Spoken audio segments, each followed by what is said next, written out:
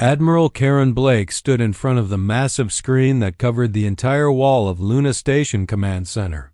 Red dots blinked across the star map like dying embers, and each one meant another human colony had gone silent forever. The Zephyrian Empire was winning this war, and everyone knew it. 3 years ago, when the crystal ships first appeared in human space, nobody thought they would be this dangerous. The aliens looked like walking diamonds with bodies that caught light and threw it back in rainbow patterns. Their ships were beautiful too, with smooth surfaces that seemed to flow like liquid metal. But beauty meant nothing when those same ships could cut through a human battleship like it was made of paper. Jake Morrison walked up to Blake with a datapad in his hands. His face was pale and tired like everyone else on the station. The numbers on his pad told a story that nobody wanted to hear. 12 more colonies had fallen in the past week. 300,000 people dead or missing. The Centauran Republic was already talking about making peace with the crystal aliens. The other coalition species were getting scared too. Blake remembered when this all started. The Zephyrians had come through the Outer Rim systems like they owned the place. Their first message to humanity was simple and cold. Surrender your worlds or watch them burn. The humans had laughed at first. These pretty crystal beings looked fragile, and their technology seemed flashy but not threatening. That mistake cost humanity dearly in the first battle. The Zephyrian energy weapons cut through human shields like they were not even there. Their ships moved in perfect formation like they were dancing instead of fighting. Human commanders tried everything they knew, but nothing worked against the alien technology. The war turned ugly fast. Human colonies started falling one after another. Earth sent every ship they had to fight, but the Zephyrians just kept coming. Their empire stretched across half the galaxy, and they had been conquering other species for thousands of years. Humans were just the latest victims on their list. Blake walked to her office behind the command center. The door sealed behind her, and she finally let her shoulders drop. In here she could stop pretending to be strong for everyone else. She opened a secure channel on her personal communicator and waited for the connection to go through. The face that appeared on the screen belonged to Captain Lisa Hayes. She was sitting in what looked like the bridge of a warship, but Blake knew it was actually deep inside an asteroid belt where no enemy sensors could find it. Hayes had been working on something special for the past 2 years. Something that would change everything. Hayes spoke in a quiet voice because even secure channels could be dangerous. The fleet is ready, Admiral. 200 ships built in secret, using new technology that the crystal aliens have never seen before. We have weapons that can punch through their energy shields and armor that can stop their beam weapons. Our crews have been training for months, and they want revenge for what happened to their families. Blake felt hope for the first time in months. Project Silent Thunder had been the most classified operation in human history.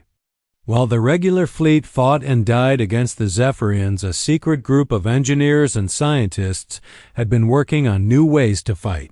They studied captured alien technology and found weaknesses that nobody else had discovered. They built weapons that used old human ideas in new ways. The ships of the secret fleet did not look like the sleek vessels that other species preferred. They were ugly and brutal looking, with thick armor and guns that stuck out like spikes. Human engineers had learned that pretty ships died just as easily as ugly ones. These ships were built to kill crystal aliens, and nothing else mattered. Hayes continued her report. We have quantum tunnel drives that let us appear anywhere without warning. The aliens use predictable jump points, but we can go straight through space itself. Our weapons are designed to shatter crystal armor, and our computers can outthink their tactical systems. We are ready to show them what humans can really do when they fight for survival. Blake nodded and made her decision. The regular fleet was almost destroyed, and Earth itself would be under attack soon. It was time to reveal humanity's hidden weapon and pray that it would be enough. She gave Hayes the authorization codes that would begin the operation in asteroid fields and hidden bases across human space. The secret fleet began to move. Ship after ship emerged from hiding places that had kept them safe for months. Their crews were veterans who had lost everything to the Crystal Empire. They carried new weapons and old hatred in equal measure. The Zephyrians thought they had already won this war. They were about to learn that humans were much more dangerous than they looked. The secret fleet would hit them where they least expected. It'd show the galaxy that humanity was far from finished. Blake returned to the command center and looked at the star map again. Soon those red dots would start turning blue as human forces struck back. The Crystal Empire was about to face something they had never encountered before. Human ships that could appear from nowhere and human weapons that could crack their perfect armor. The war was about to change overnight, and the galaxy would never be the same again. Captain Lisa Hayes stood on the bridge of the UES Defiant and watched her crew prepare for the mission that would either save humanity or destroy it completely. The ship around her was nothing like the elegant vessels that other species built. For war, the Defiant looked like a flying fortress with thick armor plates and weapon ports that covered every surface. Human engineers had built it for one purpose only, and that was to kill Crystal Aliens Commander. Ryan Cooper walked up beside Hayes and handed her a datapad with the fleet status report. 200 ships were ready to fight, and every one of them carried enough firepower to level a small moon. The crews had been training in secret for months while the regular human fleet died fighting the Zephyrians. These people had all lost something to the Crystal Empire, and they wanted their revenge. The ships in the secret fleet were built using technology that no other species had ever seen before. Human scientists had studied captured Zephyrian equipment and found ways to turn their own weapons against them. The Crystal Aliens used energy shields that could stop any beam weapon, but they had never faced solid projectiles moving at incredible speeds. Hayes looked at the tactical display that showed all the ships in her fleet. Destroyers with railguns that could punch holes through crystal armor. Cruisers with plasma cannons that burned hotter than stars. Battleships with missile systems that could track targets across entire solar systems. Every weapon had been designed specifically to kill. Zephyrian ship engineer Ben Parker had spent 2 years developing the quantum tunnel drives that made this fleet possible. The Crystal Aliens relied on hyperspace lanes and jump points that could be predicted and defended. Human ships could now appear anywhere in the galaxy without using those predictable routes. They could materialize inside enemy formations and strike before the aliens knew what was happening. The crew of the Defiant represented every branch of human military service. Marines who had watched their bases get overrun by Crystal soldiers. Navy personnel who had seen their ships cut in half by alien beam weapons. Air Force pilots whose fighters had been swatted from the sky like insects. They all had scores to settle with. The Zephyrian Empire Lieutenant Alex Turner sat at the weapons console and ran diagnostics on the ship's main guns. The rail cannons used magnetic fields to launch metal projectiles at a significant fraction of light speed. When those slugs hit crystal armor, they would shatter it like glass. The aliens had never faced kinetic weapons this powerful because most species had moved to energy-based warfare long ago. The ship's computer systems were another human innovation that would surprise the Crystal Aliens. Zephyrian tactical computers worked by analyzing patterns and predicting enemy movements with mathematical precision. Human artificial intelligence systems were different because they could learn and adapt in real time. They could make decisions based on incomplete information and creative thinking. Hayes walked through the ship's corridors and visited different sections to check on her crew. In the engineering bay, Parker was making final adjustments to the quantum drive systems. The technology was still new and dangerous, but it was their only advantage against an enemy that had been conquering worlds for thousands of years: the weapons. Bays were filled with ammunition that had been specially designed to fight crystal aliens. Armor-piercing rounds that could penetrate energy shields. Explosive warheads that created resonance frequencies to shatter crystal structures.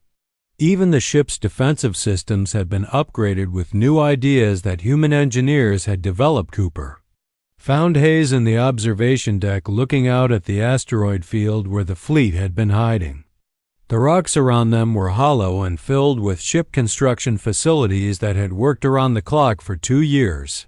Thousands of people had kept this secret while their friends and families died in the regular war the fleet had been. Assembled from volunteers who knew they might not survive the coming battle. These were people who had already lost everything and wanted to make sure their sacrifice meant something.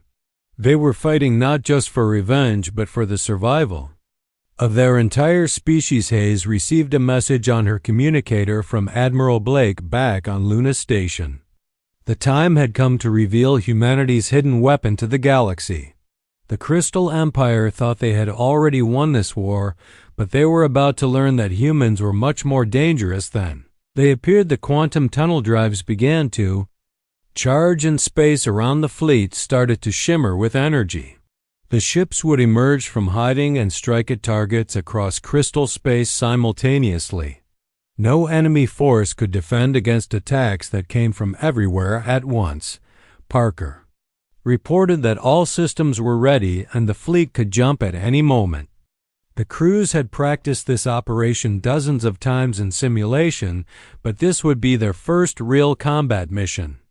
Everything depended on surprising the Zephyrians before they could adapt to human tactics. Hayes gave the order, and 200 human warships vanished from the asteroid field in flashes of quantum energy.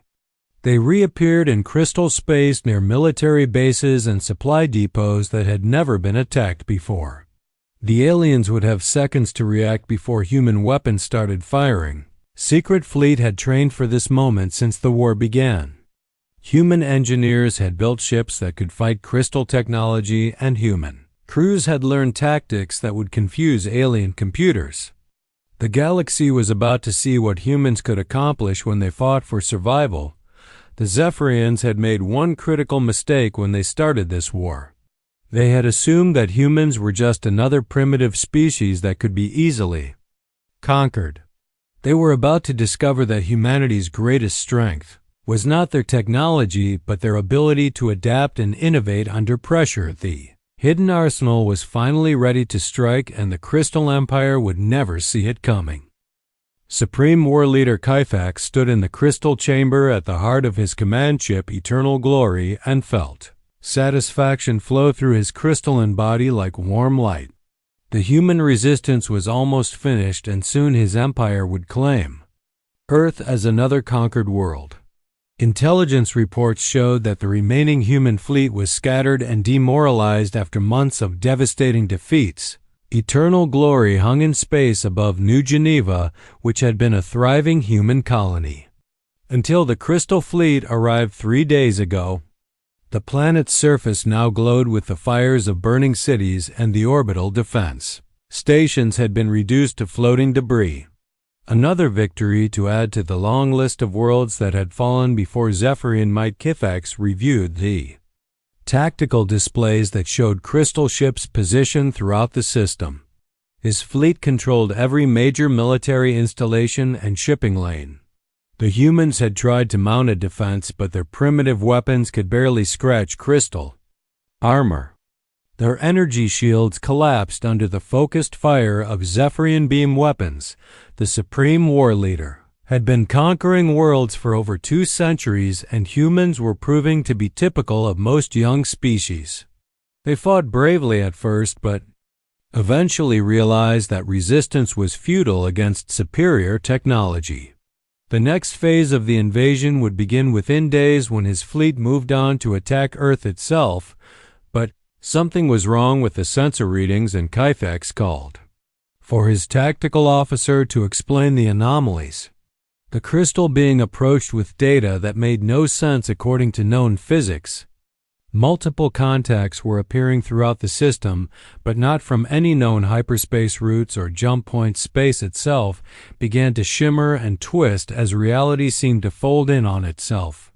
200 human warships materialized from quantum tunnels and perfect battle formation around the surprised Zephyrian fleet. The crystal aliens had never seen anything like it because no other species had ever developed technology that could bypass normal faster than light travel. Captain Hayes stood on the bridge of the Defiant and smiled grimly as her fleet appeared exactly where they were supposed to be. The element of surprise was complete, and the crystal aliens were caught in the worst possible position with their ships spread out across the entire system. She opened a channel to all human vessels and gave the order that would change the war. Forever Lieutenant Turner locked on to the nearest crystal ship with his targeting systems and fired the Defiant's main railguns. Metal projectiles accelerated to incredible speeds by magnetic fields crossed the distance between ships in seconds. The Zephyrian energy shields that had stopped every human attack for 3 years simply could not handle solid matter moving. At such velocities, the crystal ship's armor shattered like glass as kinetic rounds punched through layers of protection that had seemed invincible. Atmosphere vented from the holes while internal explosions tore the vessel apart from within. The beautiful crystal ship that had terrorized human colonies was reduced to glittering debris in moments. All across the system, human weapons opened fire simultaneously, and the results were devastating beyond anything the Zephyrians had experienced. Plasma cannons designed to exploit weaknesses in crystal structures melted through alien hulls. Missile systems that could track targets through hyperspace locked onto crystal ships that tried to flee. Commander Cooper coordinated the fleet's movements from his position on the Defiant's bridge. Human ships moved through enemy formations with an unpredictability that confused crystal tactical computers. The aliens were used to fighting species that followed logical mathematical patterns, but humans embraced chaos and used intuition to make decisions. Zephyrians tried to respond, but their rigid command structure worked against them in this situation. Local commanders had to wait for orders from their superiors, who had to analyze the situation according to established protocols. By the time they received permission to act, most of their ships were already destroyed or badly damaged. Supreme War Leader Kythax watched his perfect fleet fall apart around him as human weapons tore through crystal defenses that had protected his people for millennia. The primitive humans had somehow developed technology that made their own ships vulnerable. His beautiful vessels were being destroyed by ugly metal constructs that looked more like flying fortresses than proper warships. Human fleet moved like a pack of predators surrounding their prey. Individual ships would appear from quantum tunnels to strike at crystal vessels and then vanish again before the aliens could return fire. The Zephyrians had never faced an enemy that could appear and disappear at will across a battlefield. Turner reported that his weapons were functioning perfectly as he targeted another crystal ship. The railguns had been designed specifically to counter Zephyrian defenses, and they were proving devastatingly effective.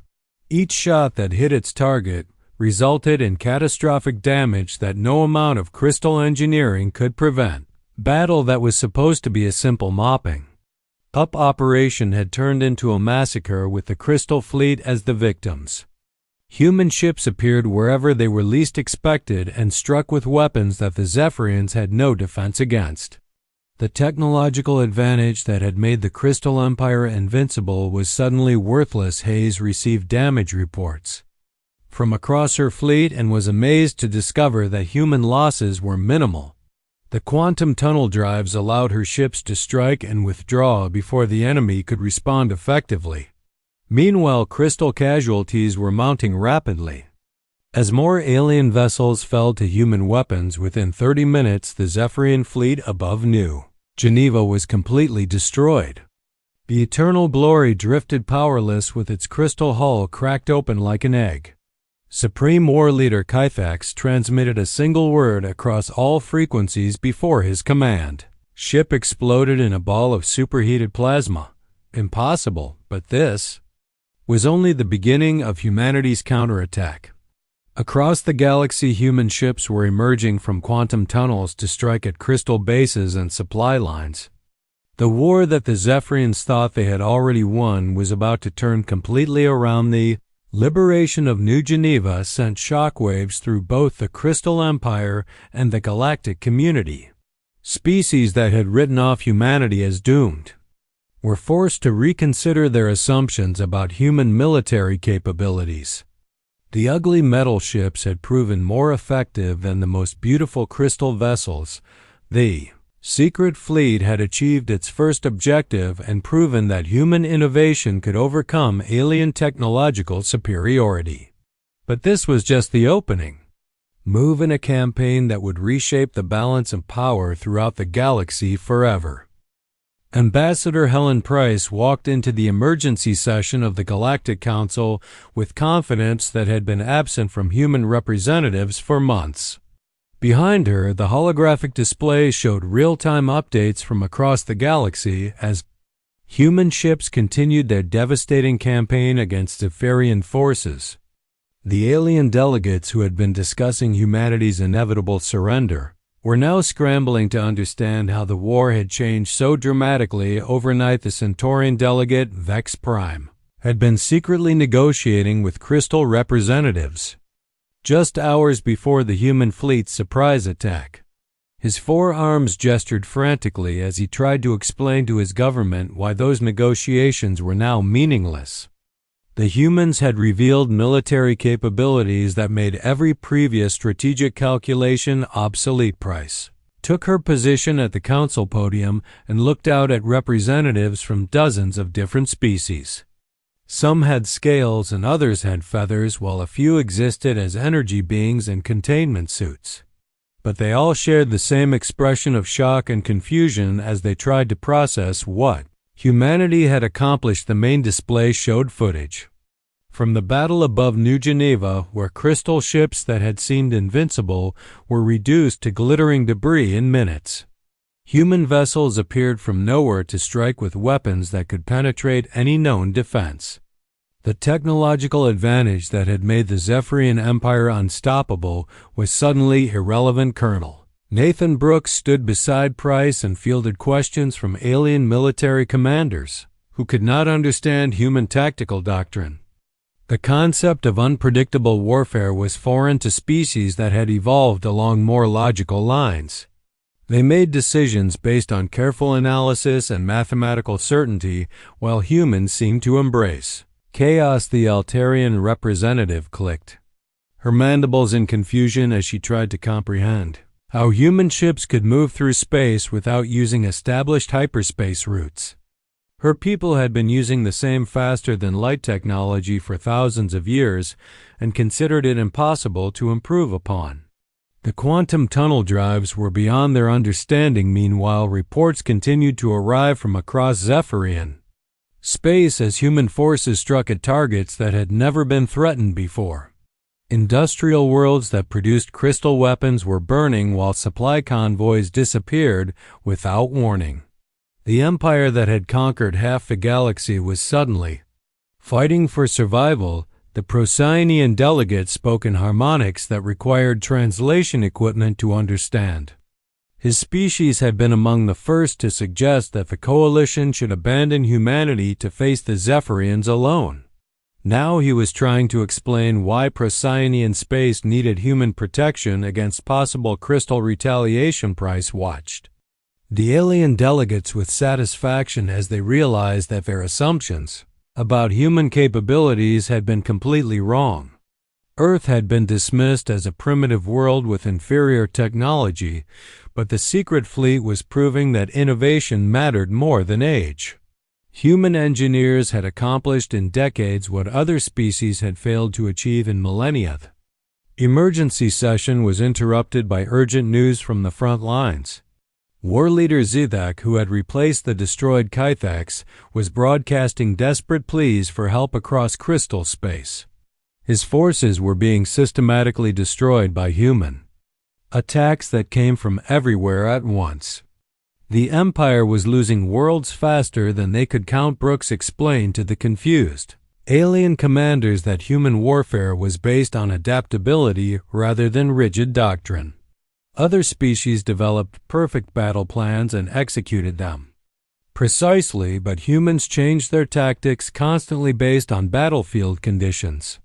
This flexibility made them unpredictable and deadly. The Zephyrians had built their empire by conquering species that fought in organized formations with predictable strategies.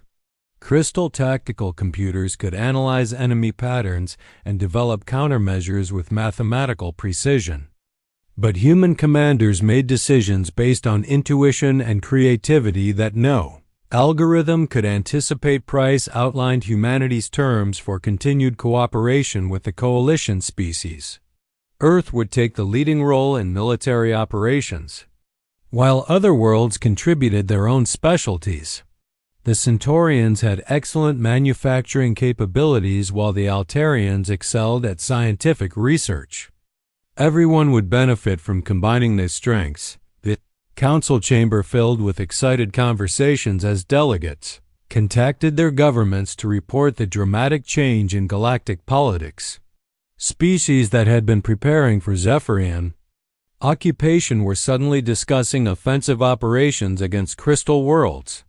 The war had completely reversed in a matter of hours, but the most significant change was happening on human worlds where civilians who had lived in terror of alien invasion were celebrating their species' unexpected victory.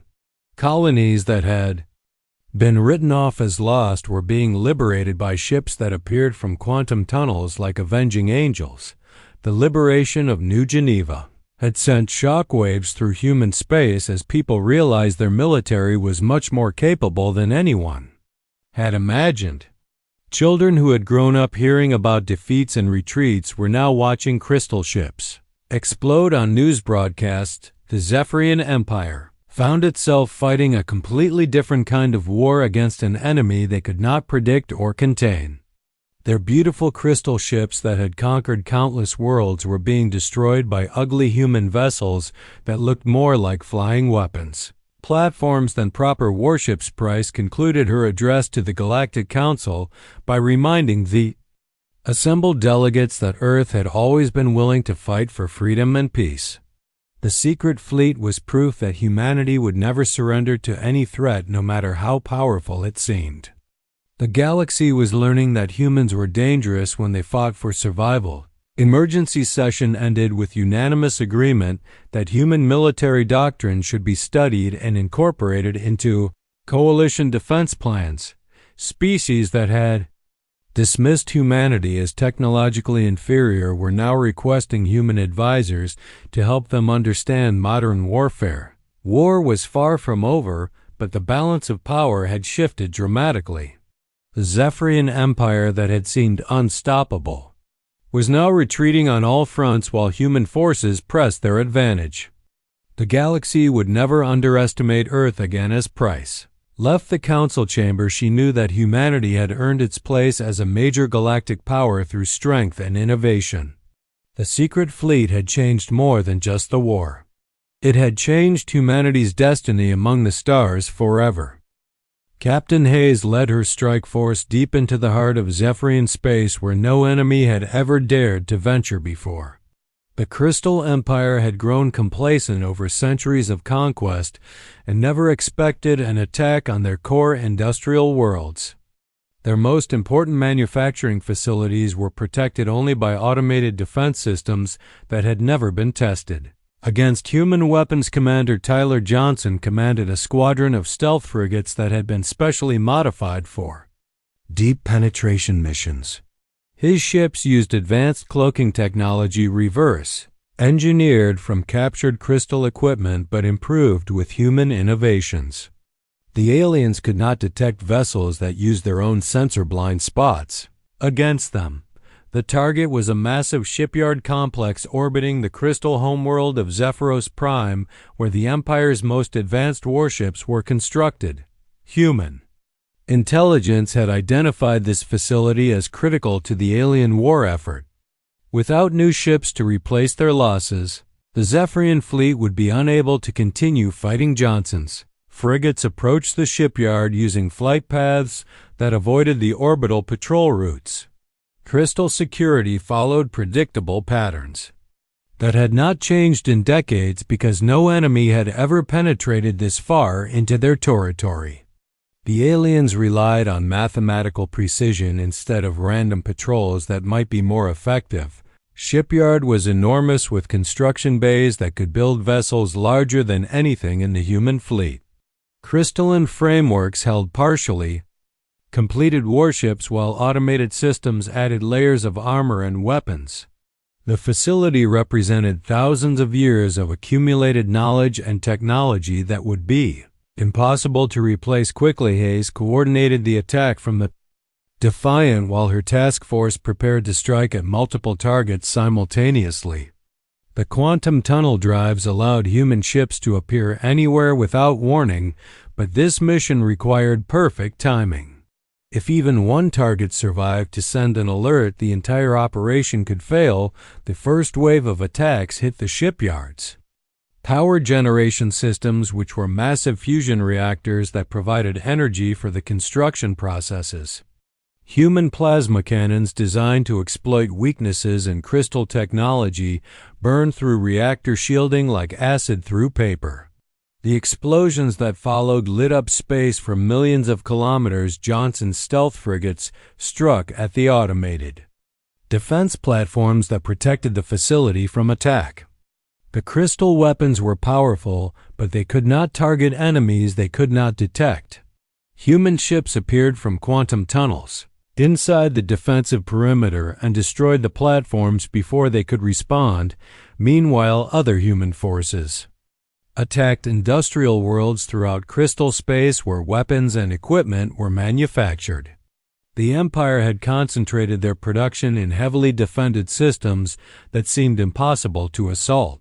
But ships that could appear anywhere made even the strongest defenses. Useless Commander Cooper led a battle group against the Crystal Research facility on Zarian 7 where new technologies were developed.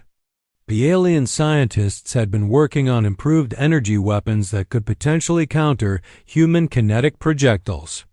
Destroying their research would set back crystal military development by decades. The attack succeeded beyond all expectations, as human forces destroyed 3 major shipyards and dozens of weapons factories before the Zephyrians could mount an effective response. The rigid crystal command structure that valued order above all else worked against them in this chaotic situation. Local crystal commanders lacked the authority to adapt quickly to human tactics because every decision had to be approved by higher ranking officials. By the time permission came through to change defensive strategies, the human ships had already completed their missions and vanished back into quantum space. Dr. Christine Wells worked around the clock at a secret research facility to expand the capabilities of the quantum tunnel technology. Her team had discovered methods to transport not just individual ships, but entire battle stations through quantum space. The strategic implications were staggering for future operations. The success of the Deep Strike missions inspired other coalition species to launch their own attacks against crystal outposts. The Altarian Defense Force finally found the courage to strike back at aliens who had been raiding their border worlds. Centauran engineers began incorporating human weapon designs into their own vessels, but the most significant impact was on crystal morale as their empire faced attacks on worlds they had considered completely safe. Zephyrian civilians who had never seen an enemy ship were watching their industrial centers burn while their military seemed helpless to stop it. War leader Zethek issued increasingly desperate orders as human forces continued to appear without warning throughout crystal territory. His tactical computers could not predict where the next attack would come because human ships did not follow any logical pattern. The Empire was fighting an enemy that refused to behave according to established rules. The crystal military had been designed to fight conventional wars against species that use similar technology and tactics. They had never faced an enemy that could strike anywhere at any time with weapons specifically designed to counter their defenses.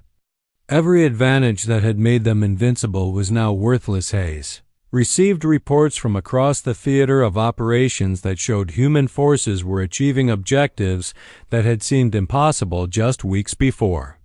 The secret fleet was not just winning battles, but fundamentally changing the nature of warfare itself. Other species were studying human tactics and adapting them to their own needs. The coalition that had been on the verge of collapse was now stronger than ever as member species worked together under human military leadership. Each world contributed what they did best, while Earth provided the innovative strategies that made victory possible.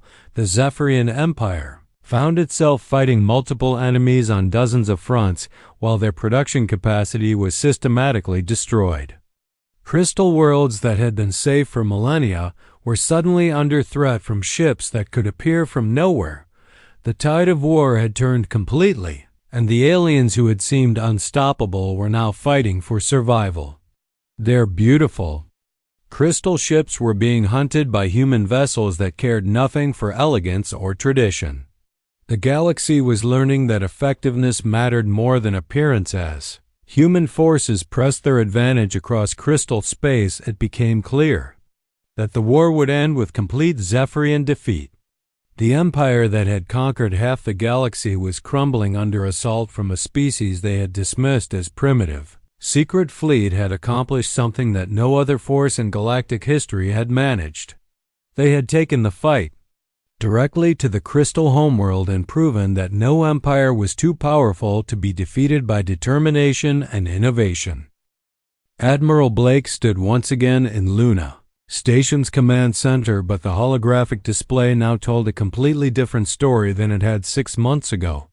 Blue dots representing human ships covered the star map, while red markers showing Zephyrian forces had shrunk to just a few scattered remnants hiding in remote systems. The Crystal Empire that had seemed unstoppable was now begging for peace. The final Zephyrian battle group surrendered to Captain Hayes aboard the Defiant in a ceremony that would be remembered throughout galactic history. War leader Zethak himself came aboard the human flagship to formally end hostilities and acknowledge defeat. His crystalline body seemed dimmed and cracked like his empire's once mighty fleet. Hayes accepted the surrender documents in the same command center where she had planned humanity's desperate counterattack. The ship that had started as humanity's secret weapon was now a symbol of Earth's emergence as the galaxy's dominant military power. The ugly human warship had proven more effective than the most beautiful crystal vessels. The peace negotiations established new principles for galactic civilization that recognized humanity's role as the coalition's military backbone. Human commanders would take leading positions in joint defense forces, while other species contributed their own specialties. The Centaurians provided manufacturing expertise, while Altarians focused on scientific research, but perhaps the most significant change was philosophical as the galaxy learned that survival did not depend on having the most advanced technology or the largest empire. Victory required adaptability and creativity, along with a determination to fight for what mattered most. These were qualities that humans possessed in abundance. Commander Cooper, who had been promoted to admiral after the Hadna-Smith War, oversaw the integration of human tactical doctrine into coalition military academies throughout the galaxy. The old rigid strategies that emphasized mathematical precision were replaced with flexible approaches that valued innovation over convention.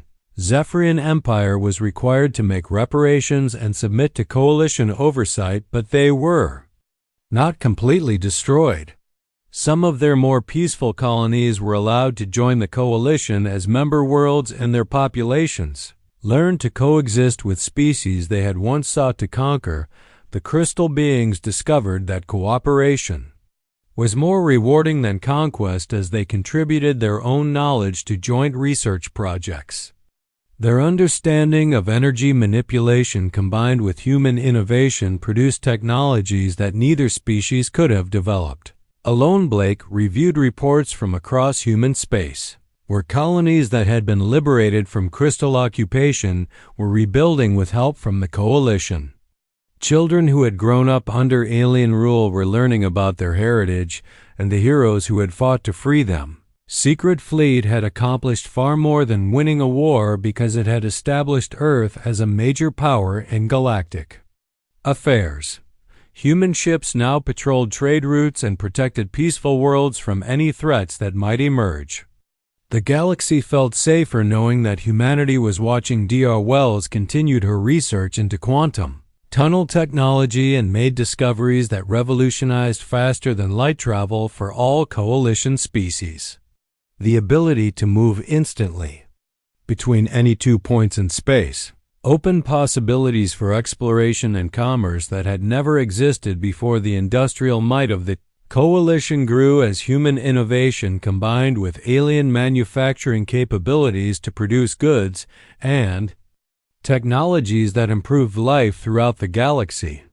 Trade routes that had been disrupted by war were reopened and expanded, while new colonies were established in previously unreachable systems. Hayes found herself commanding the new Coalition Defense Force, which combined the best elements from every member species into a unified military organization. Human tactical flexibility merged with Centaurian precision and Altarian scientific knowledge to create forces that could handle any threat. Crystal aliens who had once terrorized peaceful worlds were now working alongside their former enemies to explore unknown regions of space.